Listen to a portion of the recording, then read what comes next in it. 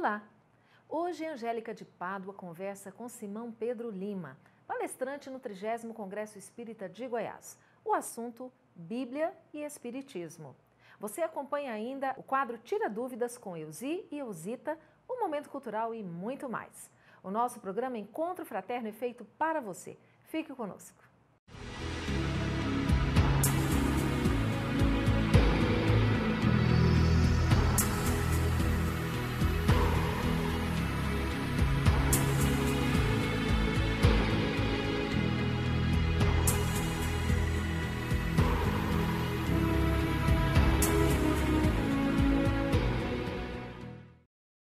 Estamos aqui com o nosso querido companheiro, orador espírita e historiador Simão Pedro. Hoje ele nos fala um pouco sobre Evangelho segundo o Espiritismo e sobre a Bíblia. Simão, muito obrigada pela sua presença aqui no nosso programa. Eu que agradeço o convite, agradeço o espaço aberto. É sempre agradável conversar sobre Jesus, porque conversar sobre o Evangelho é conversar sobre Jesus. Para começar, eu quero te perguntar, o Espiritismo chegou na hora certa? Chegou. Emmanuel, ele diz no livro A Caminho da Luz, que o Espiritismo veio na hora psicológica das grandes transformações ajustar o espírito humano, ou seja, na hora certa. E dizia Kardec que se ele houvesse chegado antes, ele teria sido abortado. Se ele tivesse chegado depois, ele teria sido desprezado. Então chegou na hora certa, na hora das razões. Vivíamos o século XIX no auge do pensamento positivista, já passado pelo pensamento racionalista, pelo pensamento empirista, e já passada a Idade Média, a idade mais próxima à Idade Média, do religiosismo exacerbado. Então, depois que a humanidade experimentou a fé absoluta, a fé cega da Idade Média, depois que a humanidade experimentou o racionalismo, caminhando até para o materialismo, diríamos então, depois que a humanidade experimentou os dois extremos da existência, a fé e o materialismo, aí sim surgiu o Espiritismo. E ele surge no século XIX, nessa segunda metade, e Kardec capta bem esse momento, quando ele escreve no Evangelho segundo o Espiritismo sobre a fé, e ele diz então, fé inabalável, fé inquebrantável, é a fé que enfrenta a razão face a face em qualquer época da humanidade. Mostrando então que ele surgiu na hora que precisaria se fazer a junção de fé e razão. Não por outro motivo inicia o Evangelho segundo o Espiritismo justamente falando da aliança da ciência e da religião, a aliança do próprio Espiritismo com o progresso. Então veio na hora certíssima. E por meio desse Evangelho segundo o Espiritismo, nós chegamos até Jesus? Sim, chegamos a Jesus pelos ensinos de Jesus. Jesus ele foi claro dizendo, eu sou o caminho, a verdade e a vida, ninguém vem ao Pai senão por mim. Esse por mim é justamente os seus ensinos, a sua mensagem. A mensagem que nós conhecemos a partir dos Evangelhos. O que a doutrina espírita tem em relação a isso? Os próprios Evangelhos, porque o Evangelho segundo o Espiritismo não é o Evangelho dos Espíritas, é um Evangelho de Jesus que Kardec sistematiza para a forma de estudos. Então, em cada capítulo, ao longo dos 27 capítulos, em cada capítulo ele trabalha um tema a partir das citações do Evangelho. Então, ali ele coloca a frase, o versículo sobre o assunto, mais de um, porque alguns assuntos mais de um evangelista tratou, e depois vem um comentário, uma análise feita por Kardec, e aí vem o diferencial, a instrução dos Espíritos. Porque no Evangelho, em cada capítulo, há o tópico da instrução dos Espíritos, que eles vão falar sobre assuntos derivados e ligados àqueles versículos dos Evangelhos. Então não é o Evangelho dos Espíritas, é o Evangelho de Jesus que há uma análise feita pelos Espíritos, que acresce em interpretação além daquele limite da própria razão humana. Então esse é um diferencial, não que seja um livro diferente dos Evangelhos, pelo contrário, é um livro dos Evangelhos, mas com esse diferencial de ter uma interpretação aclarada pelos próprios Espíritos, pelos próprios benfeitores espirituais, que além de dar a orientação, assinam, para deixar claro quem é que fez aquele comentário. E o tríplice aspecto da doutrina, ela reforça essa crença na doutrina? Sim. Kardec dizia que o Espiritismo é uma ciência de características filosóficas e consequências religiosas, consequências morais. Ciência porque perquire, porque busca controle de experimentações, porque tenta encontrar métodos de estudos e que pela perquirição, no controle, no método que ele chamou de controle universal da comunicação dos espíritos, que ele explica isso na introdução do Evangelho segundo o Espiritismo, ele então consegue dar um arcabouço científico ao estudo. E é uma ciência de observação, uma ciência em que, a partir da observação, chega-se às hipóteses e, pelas hipóteses, chega às conclusões, não pela experimentação, mas pela observação dos fatos que por si se experimentam, a realidade espiritual. Filosofia, porque, como todo elemento da filosofia, busca a origem, busca a causa causal, né? A causa primeira. Da mesma forma que nas escolas filosóficas, desde a escola jônica, da escola pitagórica, da escola atomista, que se buscava o elemento primordial, o elemento inicial para a matéria, a doutrina espírita buscou o elemento essencial para a nossa existência, começando a buscar o que é Deus, depois a buscar o que é o Espírito, a explicar quem nós somos, de onde nós viemos, para onde nós vamos, por que estamos temporariamente na Terra. Então isso por um processo de perquisição filosófica, buscando a causa primeira. E religião por derivação. Por que derivação? A partir do momento que compreendemos a nossa existência, sabemos a nossa origem, sabemos que a nossa destinação é imortal. E a partir do momento que comprova-se isso, nós então temos uma reforma de conceito existencial. E essa reforma de conceito existencial é que é o aspecto religioso, é a consequência. Por isso, ciência de características filosóficas e consequências religiosas. Porque é impossível você se saber imortal e não mudar a sua ética vivencial, não mudar a forma de vivenciar os valores, que não são mais valores finitos, que começam num berço e terminam no túmulo, mas valores que transcendem ao berço e ao túmulo. Então são valores agora para uma existência imortal. E isso você traz para o período da materialidade, ou seja, o momento que nós estamos encarnados, nós continuamos com a visão no infinito, com a visão da imortalidade, sabendo que tudo que fazemos ecoa ad infinito, sabendo que a nossa vida ela é muito mais do que um interregno de nascimento-morte. Ela já existia e ela continuará existindo, sabendo então que essa vida mais ampla, essa vida plena, vai nos levar a ter uma vivência plena. E a vivência plena é uma consequência de todo esse conhecimento. É o conhecer para viver melhor, se autoconhecendo a partir da nossa própria origem, espíritos que nós somos. Então, como não mudar uma conduta?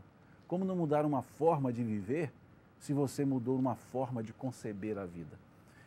Kardec, na conclusão número 5 do Livro dos Espíritos, são 9 conclusões, então na de número 5, ele diz: com o Espiritismo a humanidade entrará numa nova era, a do progresso moral, que ele é consequência inevitável.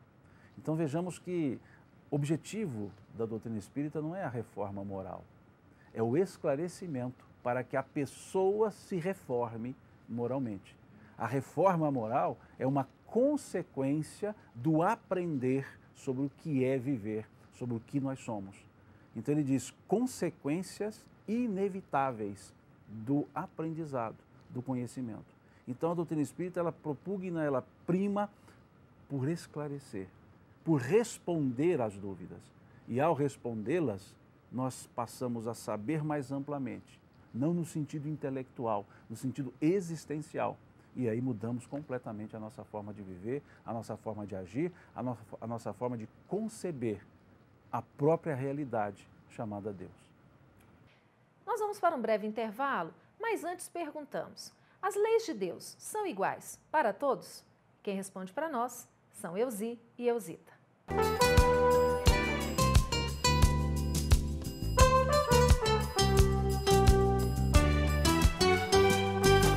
Olá!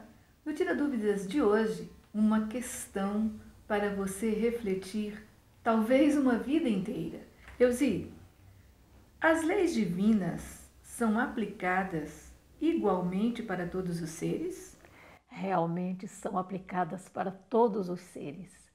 Deus é um Pai de extrema justiça e bondade. Nós podemos encontrar com mais profundidade no Livro dos Espíritos, na parte terceira, são em 12 capítulos, as 10 leis morais. Eu vou dizer para você ter uma ideia, já que você pediu e quer conhecê-las.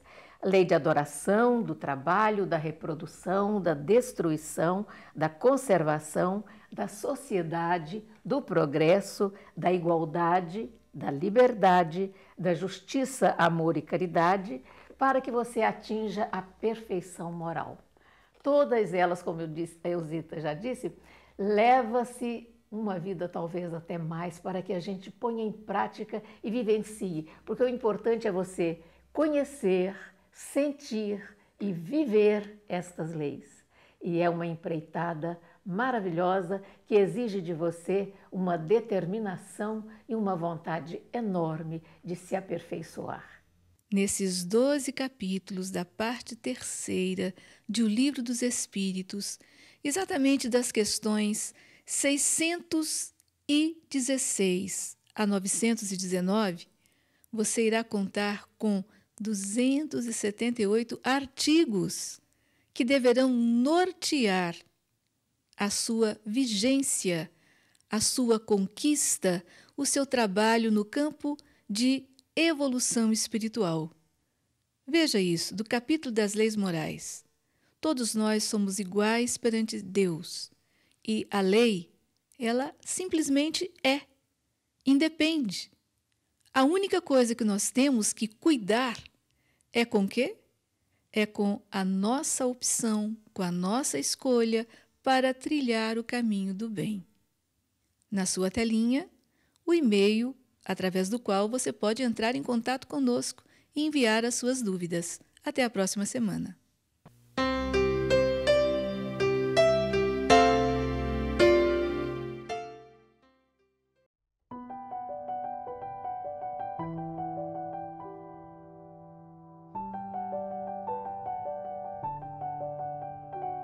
Numa releitura da parábola do Mestre Jesus, diria a poetisa Amélia Rodrigues: graças à benevolência de Deus, o semeador, em manhã ridente, saiu a semear. Ao longo do caminho, as sementes foram espargidas, caindo em terrenos pedregosos, produzindo espinheiros. Mais adiante, continuou a exercer a sua missão. Era preciso semear até encontrar o local ideal. As sementes caíram em lugares menos pedregosos. As flores logo brotaram, o mesmo acontecendo com as árvores. Ao surgir o sol, porém, por não suportarem o calor, queimaram-se e foram logo retorcidas. O semeador não desanimou e, contando no seu embornal, com mais algumas sementes, vai mais adiante. Já cansado, avista imensa campina, onde um córrego de água límpida é moldurado por campos verdejantes. Aliviado, resolve semear as últimas sementes. O solo era fértil, facilitando a germinação, surgindo frondosa árvore repleta de folhas.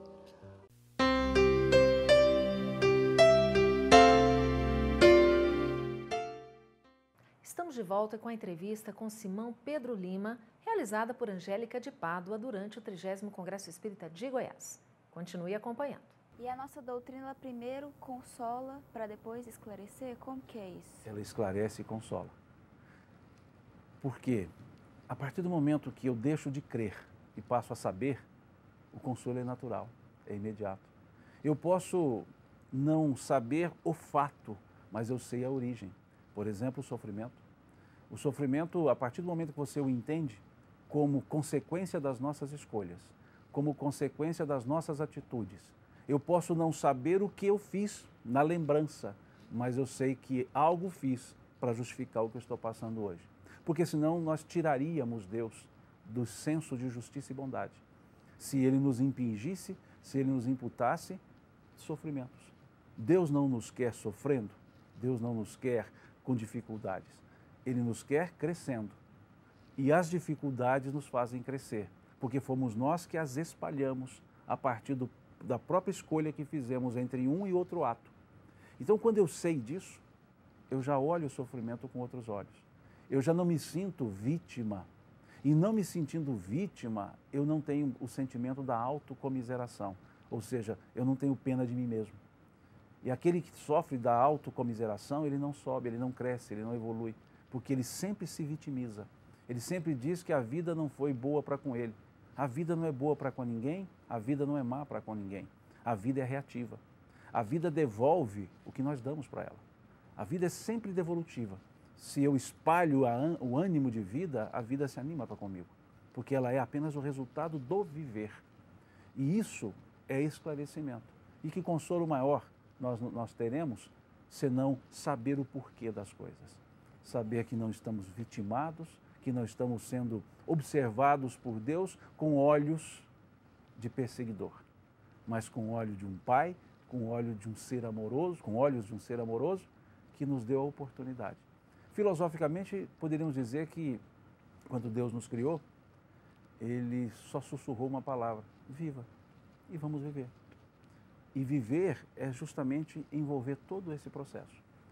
Como dizia um filósofo conhecido pelas crianças, dois filósofos, aliás, Pumba e Timão, lá do filme O Rei Leão, e eles diziam, né? Isso é viver, é aprender. Então, o que é viver? É aprender sobre a vida. E até criar uma palavra, né? Hakuna Matata, para poder justamente dizer isso. Isso é viver, isso é aprender. Então, aprendamos a viver que a vida escoa numa serenidade, apesar das dificuldades. É verdade. E é impossível chegar ao Evangelho de Jesus com materialismo ainda na humanidade? Vários caminhos levam ao conhecer a realidade da vida, a conhecer os evangelhos, até o materialismo. Porque quando eu nego, eu busco a causa. Porque só nego aquilo que eu estudo. E quanto mais eu negar, mais eu terei que estudar e perceberei que a negação não é devida. Então posso sim, muitas vezes por vias aparentemente absurdas, nós chegaremos também ao senso da espiritualidade. E por que chegaremos? Porque ele é verdadeiro.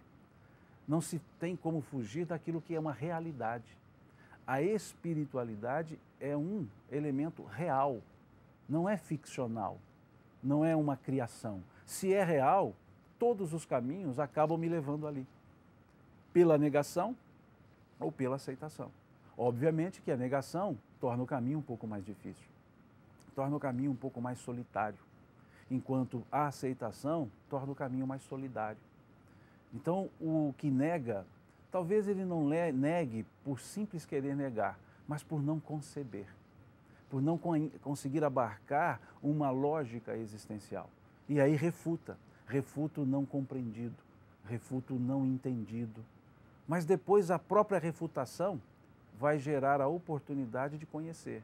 E ao conhecer, muda-se por completo o próprio conceito. Como dizia Khalil Gibran, a dúvida é o começo do conhecimento. E Descartes, também, não por outra forma, chegou ao seu célebre enunciado. Quando ele diz cogitus ergo sum, penso logo eu sou, que traduzido penso logo existo, mas existência e essência são coisas distintas na filosofia, Descartes ele teria dito penso logo eu sou, porque existir não é ser. Todo ser existe, mas nem todo existente é. Essa mesa existe, mas ela não sabe que ela é, então ela não é. E nós existimos, mas sabemos que existimos, então nós somos. E só somos porque pensamos. E Descartes, para chegar nesse enunciado de penso, logo existo, penso, logo sou, ele duvidou primeiro. Eu duvido, por duvidar eu penso. e se eu penso, eu sou. Então a dúvida, sim, leva também ao conhecimento, à aprendizagem da realidade da vida. Somos espíritos. Nós vamos parar novamente para um breve intervalo. Até já!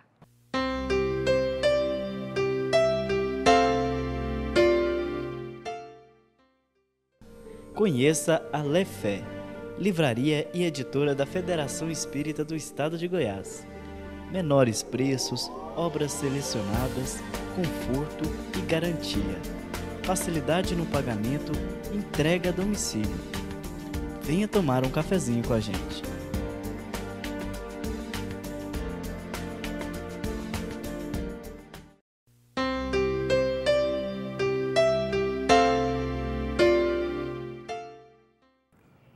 O Espiritismo almeja um dia explicar tudo? O Espiritismo não almeja, nós é que almejamos aprender tudo. O Espiritismo nos oportuniza, ele nos abre, ele desvela a partir da nossa própria busca. Nenhuma resposta nos chega senão quando fazemos primeiro uma pergunta. E aquele ser que pergunta, se ele tem a capacidade de elucubrar uma pergunta, é porque ele tem a condição de entender a resposta. Por isso os céus, na linguagem pluralística, os céus vão respondendo às perguntas, tudo no seu momento, como encontramos lá no livro do Velho Testamento, no Eclesiastes, a partir do capítulo 3, quando ele diz: todas as coisas têm o seu tempo e para cada ocupação chega a sua hora. Há tempo de chorar, há tempo de sorrir, há tempo de ir, há tempo de vir, há tempo de espalhar, há tempo de recolher, há tempo de plantar, há tempo de colher, ou seja, tudo tem seu tempo. E qual é o tempo? Quando fazemos a pergunta. Então nós temos a ânsia de aprender, temos a ânsia de conhecer, e à medida que vamos perguntando, a realidade da vida vai nos respondendo, ou seja, os espíritos vão nos respondendo, porque eles estão à nossa frente, muitos deles, e eles já conheceram aquilo que hoje nós buscamos, então eles vão nos respondendo. Então não é o Espiritismo enquanto uma limitação doutrinária, é o Espiritismo enquanto realidade existencial, enquanto realidade do próprio universo. Então, as respostas vão chegando a partir do momento que vamos fazendo as perguntas. Então não são as respostas que movem o progresso, são as perguntas, porque elas é que darão os caminhos pelos quais chegarão ou chegar-nos-ão as respostas para que possamos com elas dar mais um passo na nossa rota evolutiva. E a doutrina espírita, conforme está também no capítulo 1 do Evangelho segundo o Espiritismo, também no capítulo 1 do livro A Gênese, a doutrina espírita tem um caráter essencialmente evolutivo. Diz Kardec, o Espiritismo anda lado a lado com o progresso. E andando lado a lado com o progresso, ele jamais será ultrapassado. Pois se ele estiver errado em um ponto, ele se modifica nesse ponto. Se uma verdade maior surgir, ele a acatará. Porque uma verdade, uma realidade, ela não pode se cristalizar. Porque a partir do momento que ela se cristaliza, ela deixa de ser uma realidade. Porque o progresso é uma das leis da própria existência. A lei do progresso. Tudo evolui, tudo caminha para a frente. E a doutrina espírita não podia se cristalizar, porque senão ela ficaria estagnada. E a estagnação ante o progresso é como se houvesse um retrocesso. Então, por isso, a doutrina espírita é eminentemente evolutiva. Nosso tempo está chegando ao fim. Para encerrar, eu faço a pergunta: como o Evangelho de Jesus, como um todo, pode nos auxiliar, contribuir para a nossa transformação moral? Ele é o roteiro. É o roteiro porque ele nos ensina o principal elemento para se viver, o sentimento, que foi ali trabalhado como o amor. Mas não o amor piegas, não o amor sensação que na maioria das vezes nós vivemos. Porque nós vivemos muitas vezes, ou quase sempre, envoltos em um sentimento que é pessoal e não em um sentimento que é universal. O amor é sentimento universal. Como bem entendeu o apóstolo Paulo na sua epístola 1 aos Coríntios, lá no capítulo 13, quando ele dizia: ainda que eu falasse a língua dos anjos e dos homens, se não tivesse amor, eu seria como um sino que tange ou um metal que retine. O amor é benigno, o amor é paciente, o amor não se ensoberbece, o amor não arde em ciúmes, o amor tudo ama, o amor tudo crê, o amor tudo entende. Esse é o sentimento que deriva dos evangelhos. Como disse Jesus: nisto vós todos sabeis que sereis meus discípulos, vós todos saberão que sereis meus discípulos, se vos amardes uns aos outros.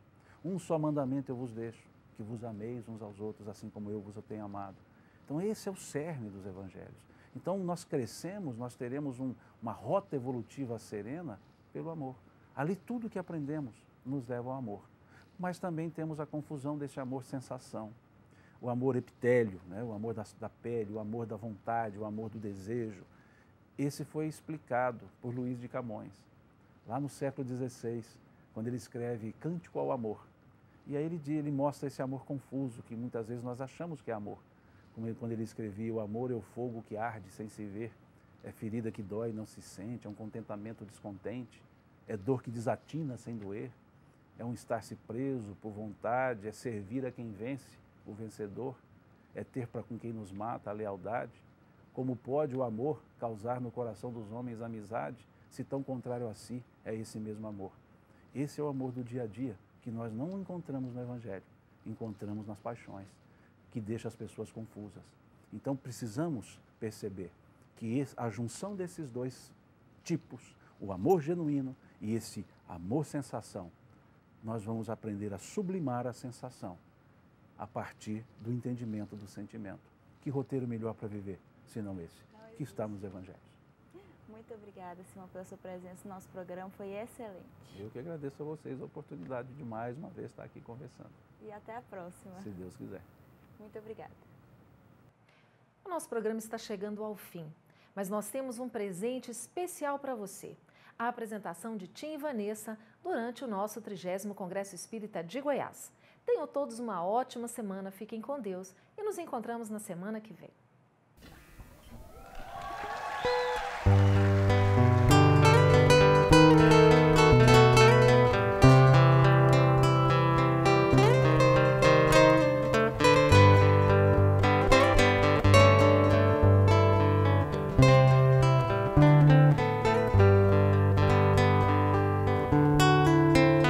Em verdade, eu vos digo que se eles se calarem, as pedras é que falarão. Vossos velhos terão sonhos, vossos jovens profetizarão. Em verdade, eu vos digo que se eles se calarem, as pedras é que falarão. Vossos velhos terão sonhos, vossos jovens profetizarão.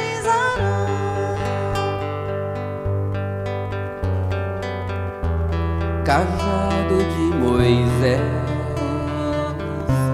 o manto de Elias, escada de Jacó, as visões de Jeremias, hoje médiuns, antes profetas, faculdades não mais ocultas. Quantos falam, quantos sentem, quantos ouvem, quantas línguas. Em verdade, eu vos digo que se eles se calarem, as pedras é que falarão. Vossos velhos terão sonhos, vossos jovens profetizarão. Nas bodas de Caná, na cura das feridas,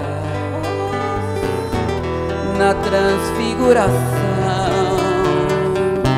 nos dando água viva, sempre mestre, sempre profeta. Ser divino, ser por guia. Quantos calam, quantos sentem, quantos ouvem o médium da vida. Em verdade, eu vos digo que se eles se calarem, as pedras é que falarão. vossos velhos terão sonhos, vossos jovens profetizarão.